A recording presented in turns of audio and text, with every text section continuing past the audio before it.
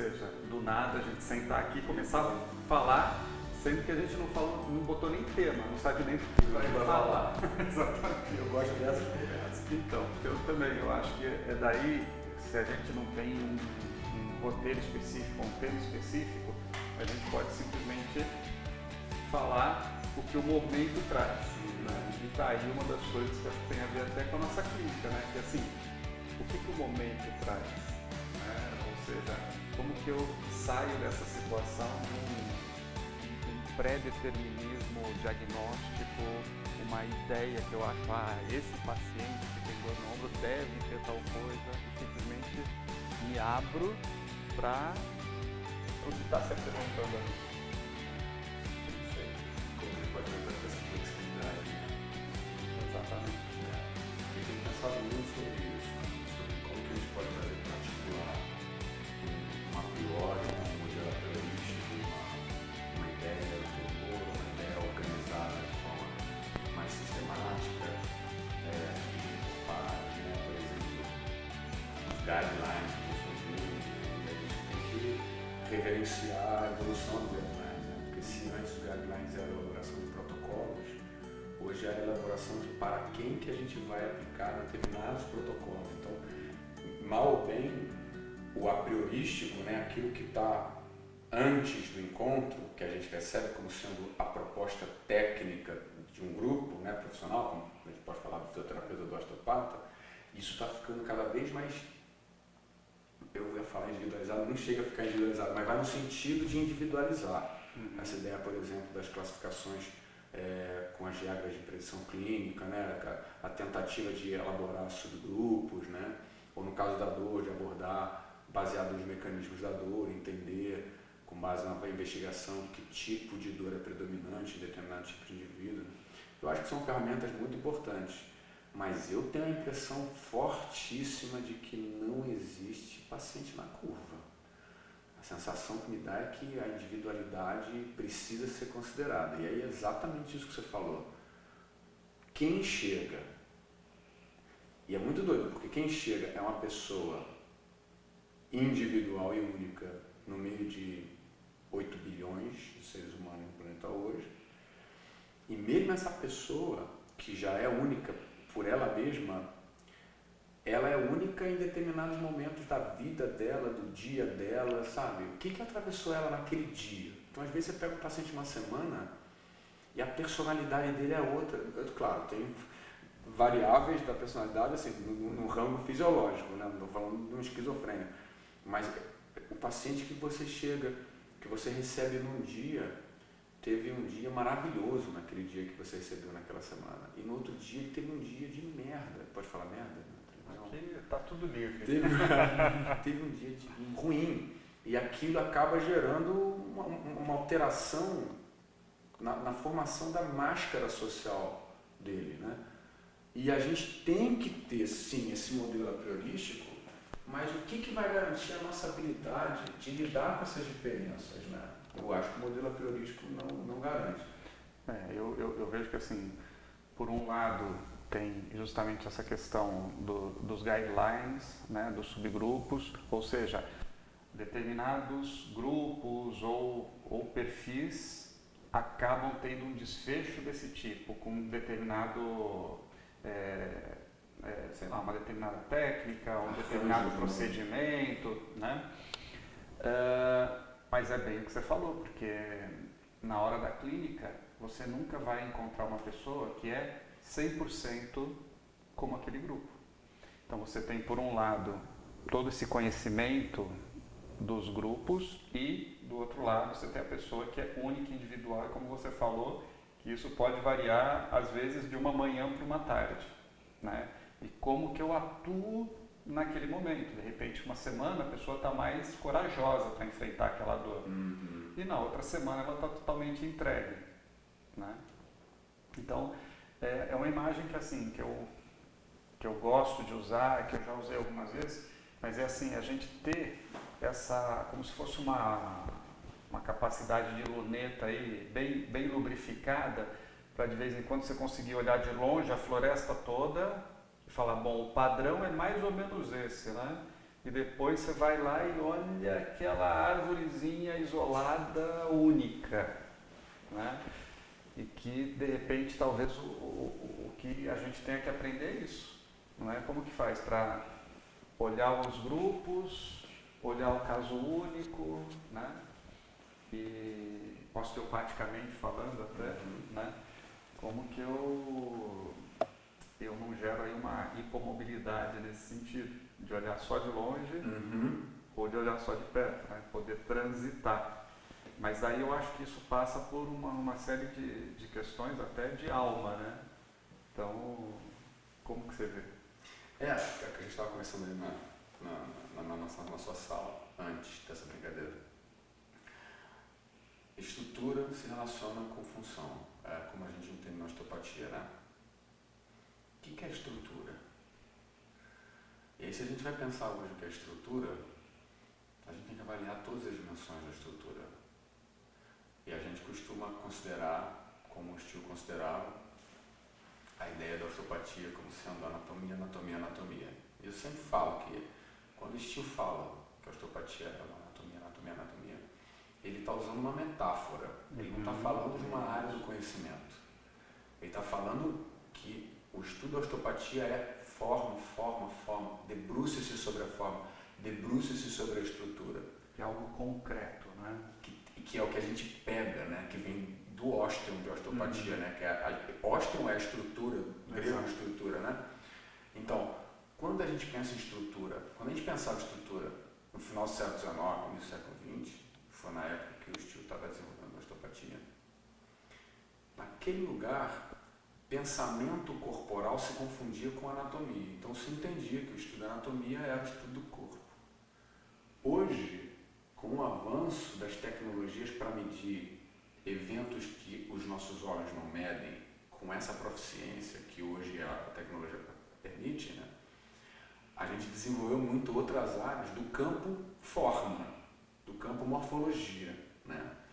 Então a minha percepção é, a gente tem que entender o corpo como um todo, a gente tem que compreender que esse corpo, se a gente considerar que pode ser divisível, o corpo não é divisível, mas nossa compreensão pode dividi-lo em sistemas por sua vez divididos em órgãos, os órgãos por sua vez divididos em células, tecidos, os tecidos em células, as células em moléculas, as moléculas em átomos, os átomos em quarks up, quarks down, bóson, quer dizer, energia. E até o momento em que a gente vai perceber que a estrutura ela não é tão concreta como a gente pensava. Porque a gente sabe que partículas subatômicas elas podem, em um determinado momento, e isso é física dura, isso é hard science. Uma partícula subatômica ela pode, num momento, se comportar como partícula, mas num outro momento se comportar como energia, como onda. Né? E além disso, quer dizer, pensar subatomicamente, atomicamente, molecularmente, celularmente, tecidualmente, organicamente, sistemicamente, corporalmente como um todo, a gente tem que pensar o que está em volta desse corpo. O que está acontecendo na casa dele, quem mora com ele, como é que são as interações sociais, como é que é ele e a aceitação dele na relação dele com os outros, quer dizer, o campo psíquico, como é que é ele na interação com as pessoas que estão imediatamente em volta, na família, no trabalho, como é que é ele nas relações um pouco mais distais, como na vizinhança, na cidade, no país, como que as situações de um país podem desenvolver alterações nessas máscaras sociais, e a espiritualidade, pensando a cultura como um todo. Quer dizer, são muitas variáveis que interferem diretamente na estrutura. Você está falando tudo isso, sabe o que eu lembrei agora? Aquele quadro que foi erroneamente traduzido como O Grito do Munch, que na verdade em alemão é o horror, né? E que é um cara que está, entre aspas, gritando. Só que eu olho para aquele quadro, toda vez que eu olho para aquele quadro, eu tenho a sensação de estar olhando por uma espécie de jardim japonês. Sabe que você tem um jardim japonês que tem uma pedra e daí eles vão fazendo o desenho da pedra, como que isso vai se juntando com o contorno das outras coisas que estão ali presentes, e que tem essa ideia de um lago que você joga uma pedra e vai ondulando para todo lago. Então é como se aquele quadro, para mim, o horror ou o grito que está saindo daquele cara, no final você olha para o quadro, é como se assim, se todo o contexto e todo o mundo repercutisse naquele grito. Então aquilo é uma resposta da conexão dele para o mundo. Então é quase como se ele estivesse gritando o mundo, a dor do mundo. Olha isso. Né? E gritar a dor do mundo, muitas vezes, né, vai além de simplesmente eu estou gritando a dor do meu ombro ou estou gritando a dor do meu joelho. É a dor desse entorno que você está falando. Né? E como que isso impacta em todo o nosso corpo. Porque você pega, como você mesmo falou, ciência dura, física, o nosso corpo ele tem toda uma orientação eletromagnética. E uma emoção, um trauma físico, uma série de coisas podem mudar a organização eletromagnética. E já tem estudo que mostra que onde você tem, vamos dizer, entre aspas, alteração desse circuito eletromagnético, esse redemoinho eletromagnético, você começa a ter mudança tecidual. E muitas vezes, não, né? A grande maioria das vezes isso vai estar relacionado com esse entorno, com essas emoções, com o que está... Exatamente. E eu acho que o elo didático que explica a relação indivíduo-ambiente é um sistema que está sendo estudado pelos grandes pesquisadores em neurologia no mundo. É o sistema nervoso neurovegetativo. E o sistema nervoso neurovegetativo, ele tem um papel, na minha opinião, assim, analisando de uma forma simples, sem entrar nos meandros da neurofisiologia, que é de organizar o seu corpo para um contexto. Então, um exemplo clássico é, quem nunca tomou um corre de cachorro? Tem muita gente que não tomou, eu já tomei um corre de cachorro, já tomei um corre de cachorro. Já. Então, essa é uma sensação maravilhosa para a gente entender o que é uma resposta intensa de uma adaptação abrupta do ambiente. Então, qual é o ambiente? O ambiente corre. O ambiente é perigoso.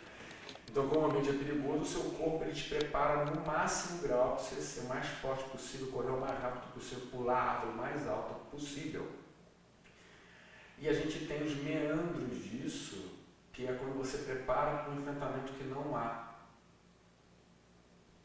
Exatamente. Né? Quando você chega num ambiente que não tem o cachorro, mas você se prepara para correr do cachorro. É como se eu estivesse aqui com você, nós estamos sentados conversando, mas eu estou usando o cachorro como metáfora, naturalmente, que ninguém fica pensando em quando o cachorro, a gente fica pensando em brigou com a mulher, fica pensando em estar sem dinheiro para pagar a conta, fica pensando em que a pai está doente no hospital. São várias outras coisas que botam a gente numa situação de preparação corporal, e aí é uma preparação da máscara muscular, é uma preparação da máscara facial, é uma preparação da máscara hormonal, vascular, e aí assim, todas as diferentes densidades, né, para você resolver um problema que muitas vezes não está lá.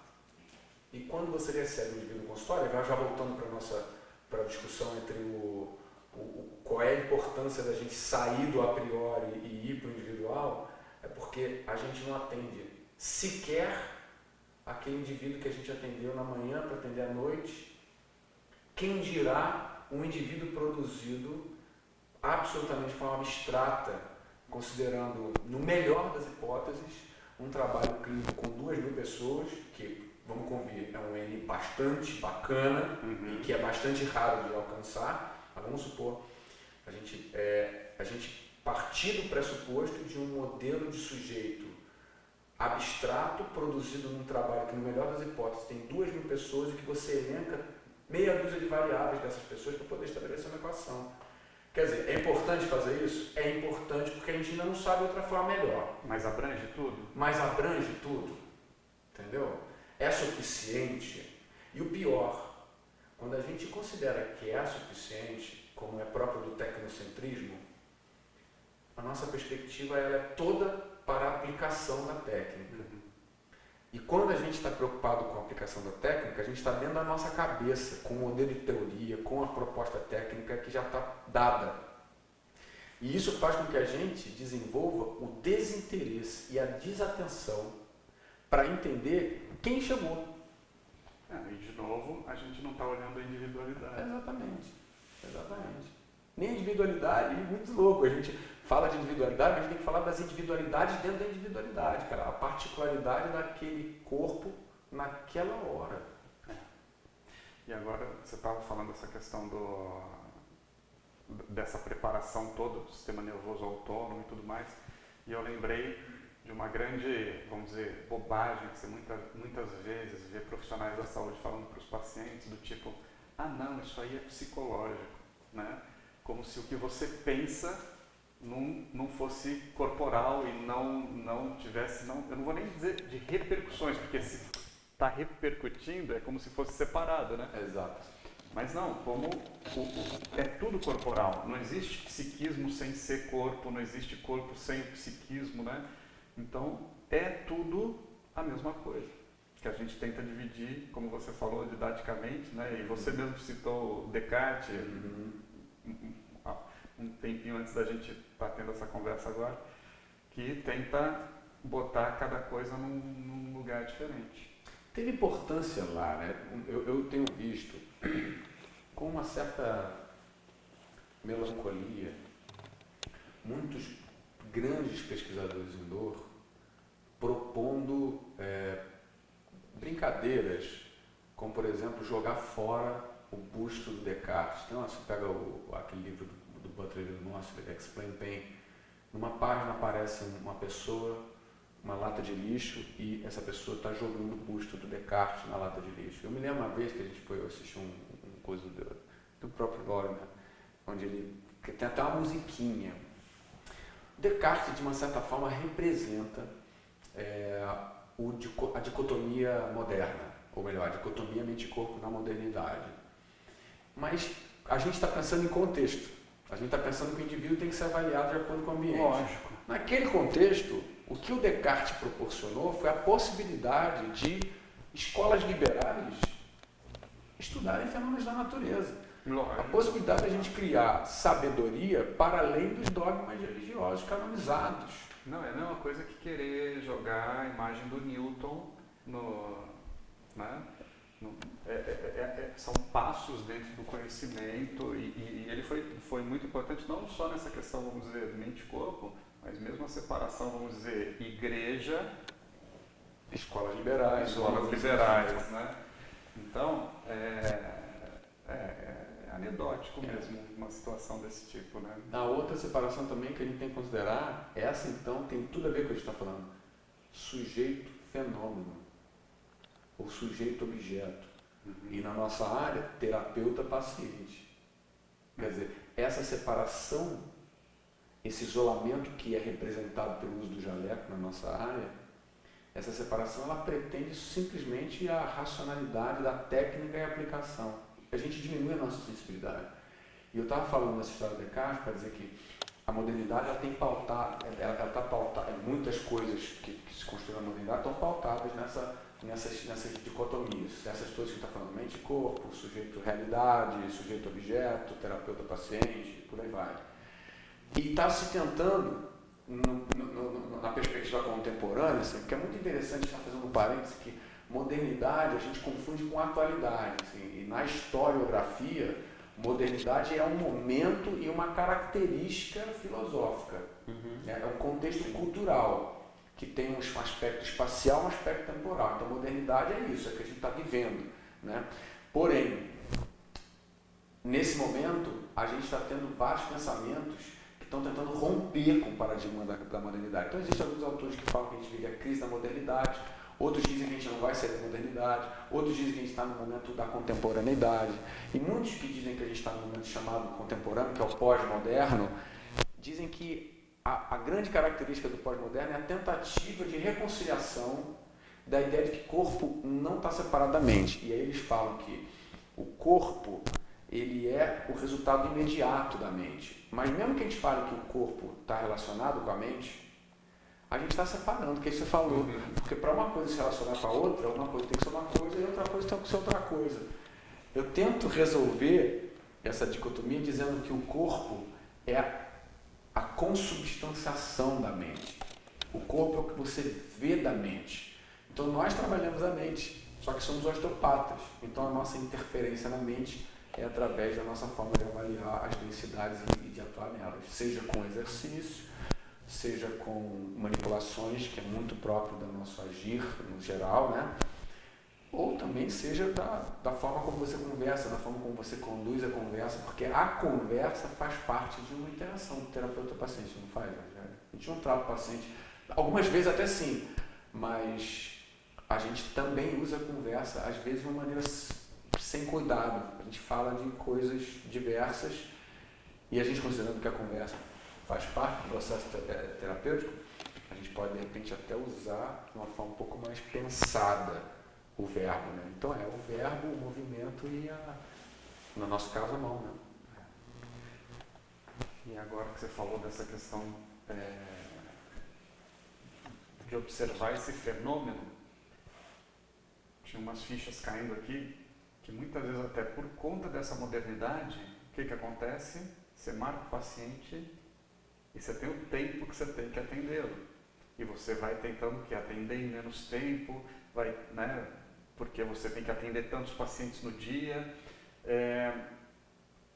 Eu estava aqui pensando, por exemplo, o Steele com a formação da osteopatia, organização, vamos dizer, porque ele dizia que ele não criou a osteopatia, né? Que a osteopatia já existia, ele organizou ali. Ele, na minha opinião, eu acho que assim, o Steele era um cara de uma tremenda inteligência naturalística. Aquela capacidade de observar o fenômeno e ir tirando conclusões, observar o fenômeno e ir tirando conclusões. Então, bem essa coisa da observação mesmo, guetianística e tudo mais, só que tem um fator aí que é determinante, que é o tempo. E hoje a gente não se dá tempo para observar. A gente não tem esse treinamento em observação. Por quê? Porque o pouquinho de tempo que, entre aspas, você tem sem fazer nada, você já está com o celular, você já está na Netflix, você já está fazendo alguma coisa. Então, essa coisa de parar e observar, a gente está totalmente destreinado. Parar e observar a chuva. Parar e observar uma paisagem. Parar e observar uma planta. Ou observar uma planta, né, isso é típico da observação guetianística, todo dia observar a mesma planta. Totalmente destreinado. Parar e observar a chuva. Parar e observar uma paisagem. Parar e observar uma planta. Ou observar uma planta, né, isso é típico da observação guetianística, todo dia observar a mesma planta. Como que ela vai se desenvolvendo, para você ter essa noção de passado, presente e qual será o próximo passo, qual será a manifestação. Então, esse treinamento, eu sinto que o fisioterapeuta e os profissionais da saúde perderam. O que você... Total. É como se fosse uma heresia em relação ao ócio, né? O ócio é sagrado. É o ócio que fez com que a gente desenvolvesse tudo que a gente desenvolveu entre os sapiens, né? E é exatamente o que você falou. A gente tem uma coisa estrutural da modernidade que dificilmente a gente vai conseguir resolver, que é isso que você falou, é a hora. Porque tem uma vantagem na hora. A vantagem na hora é a seguinte, é que nós podemos realizar muitas coisas num dia. Tem uma desvantagem na hora, que como a gente pode realizar muitas coisas num dia, a gente tem que realizar muitas coisas no dia, porque aí já passou a ser a tônica, né? E, como você falou, dificilmente a gente vai sair disso. Como que a gente poderia minimizar o efeito deletério disso? Eu acho que o primeiro é o que você falou. Tem que haver treinamento de observação. Isso não é uma coisa que pode ser considerada como dada. Né? Essa ideia do neurofilosofia da dor tem a ver com isso. São treinamentos de coisas que não estão dadas. Ou melhor, são treinamentos de coisas que estão tidas como dadas, estão tidas como naturais, não se fala nisso, mas ao mesmo tempo precisa se falar nisso porque são coisas que são treináveis. Por exemplo, se nós temos pouco tempo para realizar uma observação, a gente precisa ser muito inteiro para realizar essa observação, porque é a forma que a gente tem de tentar, de alguma forma, driblar essa dificuldade. E eu estou lembrando de uma aluna ontem, que eu fiz um exercício com eles, e que é um exercício que exige uma atenção muito especial, porque é feito no escuro, assim, ele é feito na cegueira, né? É um trabalho de abolir o estímulo visual para trabalhar outras sensações. E teve um depoimento de uma aluna que ela disse que quando ela fez isso, ela ficou perdida, ficou completamente perdida. E o exercício, ela precisa seguir um som no meio de um monte de sons. E que no primeiro momento ela ficou absolutamente perdida, com tudo sem nenhum sentido, e que na medida que o tempo foi passando, ela conseguiu fechar a atenção dela para o som que ela precisava ver. Esse tempo é um tempo que, numa vida moderna como a nossa, estimula a construção do sujeito como sendo um sujeito que tem dificuldade de fazer isso. Né? Que é isso que você falou, é o sujeito que acabou o atendimento, acabou de trabalhar, viu o celular, você tem uma coisa, acabou o celular, tem um programa Netflix, e tem não sei o que aonde. Né? Então você preenche a sua vida de coisas que não são observações da natureza ou observações da sua própria relação com a natureza, né? Que faz com que a gente tenha sempre que dedicar atenção para uma coisa que está chamando muita atenção, porque uma tela eletromagnética chama muita atenção. Nossa. Então, quando de repente você tem que só focar num pequeno som que está acontecendo, esse tráfego da atenção, ele é atrofiado. E aí a gente tem que trabalhar o tráfego da atenção. Por quê? Porque num problema como esse que você colocou, que eu concordo completamente, que a gente perdeu o tempo de observação, porque isso uma pessoa chega, senta e ela vai entrando na relação do indivíduo ambiente, que faz com que o sistema nervoso autônomo, o neurovegetativo dele, permita que ele construa uma máscara social da observação.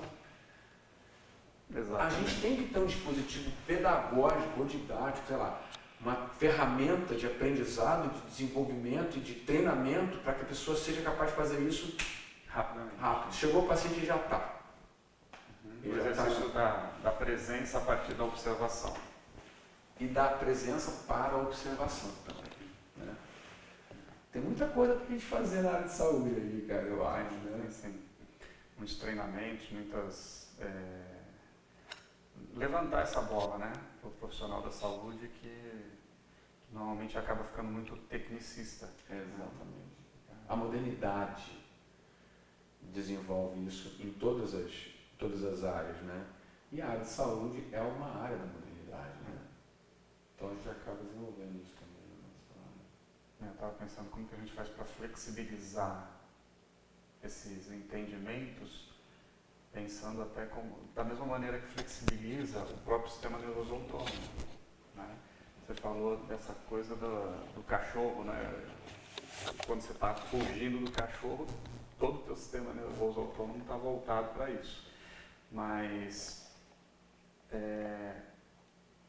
ele tem que estar apto a conseguir fazer isso.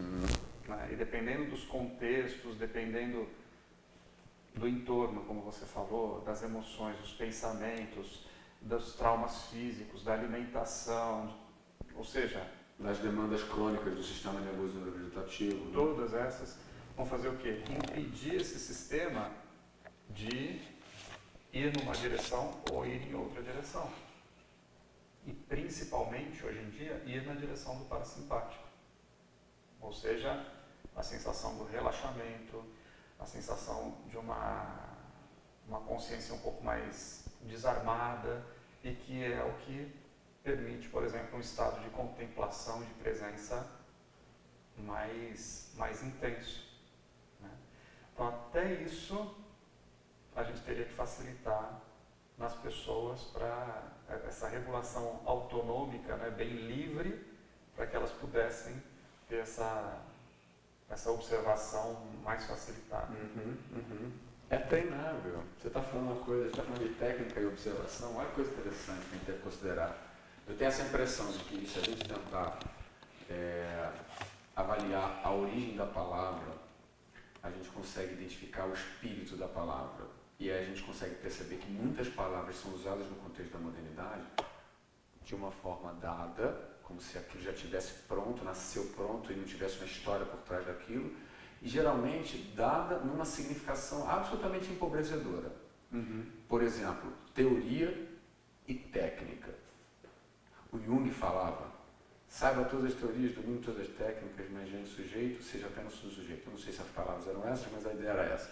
Diante de um ser humano, seja só um ser humano. Seja só um sapiens, entendeu? Seja só algo vivo, né? E aí, como você é um sapiens, essa que é a perspectiva. Mas o que é interessante é a gente avaliar, e a gente está falando de observação, a gente está falando de arte, de técnica, vem do grego tekne, que significa a arte.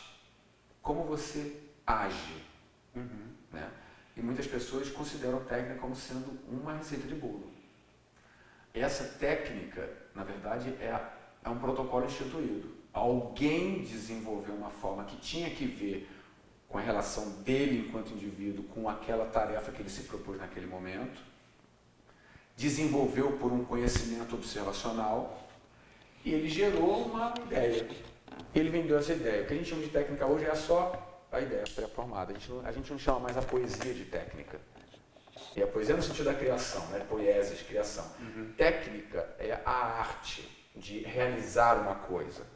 E teoria é interessante. Isso a gente fala muito. Mas teoria não se fala muito. Teoria vem do grego theoros. E que significa, e que está na raiz da palavra teatro. Então teoria e teatro têm o mesmo espírito, que vem de theoros e que significa observar. Então, teoria na modernidade é você pegar um livro-texto e ficar descabelando ele. Mas teoria, no espírito da palavra, é você parar tudo e observar. Fazendo uma comparação que você acabou de falar, são as coincidências da vida, né? Mas acho que ontem ou anteontem eu estava com um grupo aqui de professores e eu estava falando algo que vai um pouco nesse sentido, que é o quê? Hoje em dia, você vê dentro do ensino na área de saúde, as pessoas aprendendo, entre aspas, técnicas diagnósticas. É assim que você testa, testes diagnósticos, é assim que você testa. Mas a pessoa não sabe nem qual é o natural do corpo. Não observa qual que é o natural. E não só o natural de todas as pessoas, mas qual que é o natural dessa pessoa. Então, já quer ir direto para um teste sem observar qual que é a natureza. Você vai comparar com pessoa. O quê? Você vai comparar com o quê? Né? Então, é isso. É o theoros, é o observar. Né? E depois, a técnica, a arte, que pode ter o cara que faz aquela massinha de barro e põe no forno, e tem o cara que faz um troço que é o supra-sumo do conceito artístico, né? Cara, como eu gosto de conversar com você. Eu me enriqueço muito. A gente precisa conversar mais, precisa falar mais disso. Vamos fazer assim, a gente marca uma vez por mês, a gente senta e fala. Vamos. O que der vontade, o que der na cabeça. Total. Tá vendo? Não teve nada preparado, mas se a gente está disposto para a criatividade, é só a gente encontrar. E assim, se eu pudesse trazer uma contribuição para a gente fechar provisoriamente essa conversa interminável, porque a gente faz isso há muito tempo. Só que sem filmar, né? Sempre A gente faz isso sem filmar. E muitas vezes com uma cervejinha do lado que é mais gostoso, né? Várias coisas. Mas aí, se eu pudesse terminar, seria isso que aconteceu com a gente aqui, hoje, que para mim foi muito frutífero, tem a ver com a mesma disponibilidade que a gente está conversando sobre como o paciente, a disponibilidade que o terapeuta deve ter para receber o inesperado. Porque quando ele abre-se para responder bem ao inesperado, ele trabalha a própria criatividade. E ele sendo criativo é que ele é capaz de dar conta de uma pessoa que, como todas as outras, estão fora da curva. E indo nessa linha, é a mesma coisa que querer definir neste momento aqui quem foi terapeuta, quem foi paciente, né? Mas ao mesmo tempo, para mim essa conversa foi uma conversa terapêutica. Totalmente. Né? Porque aborda e toca em notas profundas de cada um. Então, valeu mesmo. Muito O obrigado. Paulo Freire fala assim, ninguém educa ninguém, ninguém se educa sozinho. Os humanos se educam em comunhão. Então o processo terapêutico é isso, você traz quem você é, eu trago quem eu sou, essa mistura vai criar uma nuvem espiritual em volta da gente e os dois estarão educados e tratados a partir dessa interação, né? Sensacional. É isso. Obrigado. Querido amigo. Obrigado mesmo. Massa. Foi sensacional. Gostei do papo. Depois eu quero tocar isso aí.